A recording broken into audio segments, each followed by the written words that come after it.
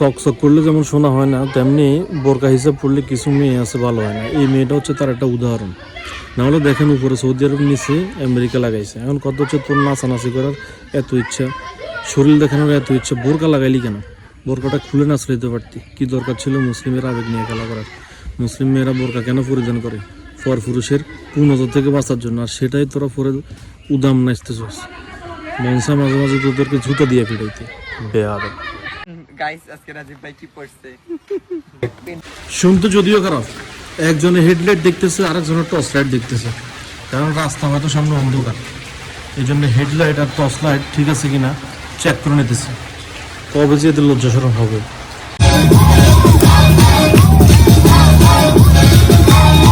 প্রত্যেকটা গার্জিয়ানের উচিত তার সন্তান স্কুলে যাওয়ার পরে কি করে না করে খোঁজ খবর নেওয়া।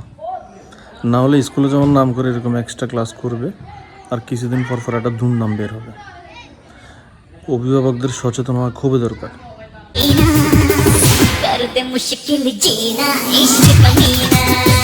ভিডিও বানানোর যে ধরন, যে অঙ্গভঙ্গি, যে ডান্স, যে পোশাক আশাক, নিশ্চিত ভাইরাল এবং নিশ্চিত সফলতা আসবে।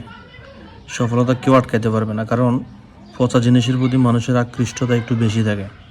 সেহেতু ওনার সফলতা খুব সন্নিকটে।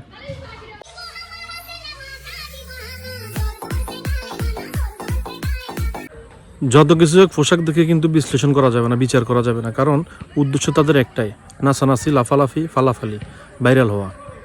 যত ইসলামিক পোশাক পরুক, একজন ইসলামিক পোশাক পরছে, আরেকজন ওয়েস্টার্ন পোশাক পরছে, দুজনের উদ্দেশ্য কিন্তু একই, নাচানাচি করা, রিলস বানানো, ফেসবুকে আপলোড করা। দুইটাই দুই ধরনের শয়তান।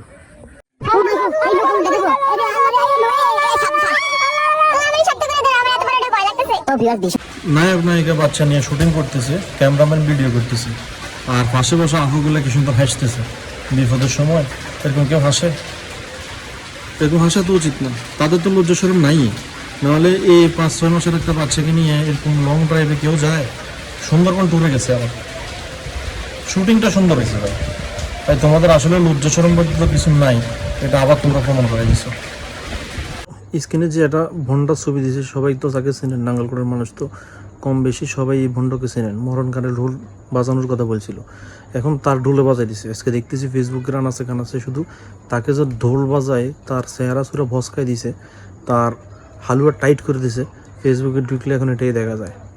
মানে ঢোল বাজানোর কথা বলে নিজেই ঢোলের বাধ্য হয়ে গেছে। তো যে ঢোল বাজাইছে তাকে যে উত্তম মধ্যম দেওয়া হয়েছে, যে ব্যক্তিটা তাকে উত্তম মধ্যম দিয়েছে, তাকে আমি অন্তঃস্থল থেকে ধন্যবাদ জানাই। আপনারা নাঙ্গলকোটের যারা মানুষ আছেন সবাই আলহামদুলিল্লাহ বলেন। এরকম শয়তানকে যারা ধোলাই দিছে তাদের জন্য দোয়া করেন, যাতে ভবিষ্যতে এই শয়তানকে আরো ধোলাই দিতে পারে। বড় লেভেলের একটা ভণ্ড। তোরা জাম আপনি না কইছেন বউনে ভিডিও করবেন না, আবার করেন কি? তোরা করস কে? আমরা আগে থেকে আরে তোরা আগে তো করস। মুখ সামলা কথা বলিস তো। আপনার কথা হয় না। আমি এই বেটা, এই মুখ সামলা কথা বলিস। ফালতু কথা। আর ছোট লোক, দিনে না দিন খাস। কে ছোট লোক? তুই ছোট লোক, তোরা ছোট লোক, তোরা ছোট লোক, তোরা, আমরা না। স্টুপিড কোথাকার ননসেন্স। এই ঘরে যাও। তো আমরা কাপল ব্লগার ঠিক আছে, কিন্তু তোরা কাপল ব্লগার না, তোরা বউ ব্যবসায়ী। আমি বউ ব্যবসায়ী না। বউলা ভিডিও কলের জীবনে বউ ব্যবসায়ী। গাইস আপনারা বলেন। জামাই ব্যবসায়ী, আপনি তো বউ ব্যবসায়ী। এই জামাই ব্যবসায়ী। তো আমি জামাই ব্যবসায়ী। তুই জামাই ব্যবসায়ী। তো আমি জামাই ব্যবসায়ী, আপনি তো বউ ব্যবসায়ী। ছি নোংরা কোথাকার। এরকম গাইস আমি কখনো দেখি নাই কা যে তেমন কিছু না, কোনো কাজ নাই, এই জন্য বসে বসে এদের ঝগড়া দেখতেছি। ফ্যান্টাস্টিক ঝগড়া। মানে দুইজনে কাপল ব্লগার, ওকে ধুয়ে দিচ্ছে, ওকে ধুয়ে দিচ্ছে, মজা পাইতেছি, খুব মজা। আপনারাও দেখেন।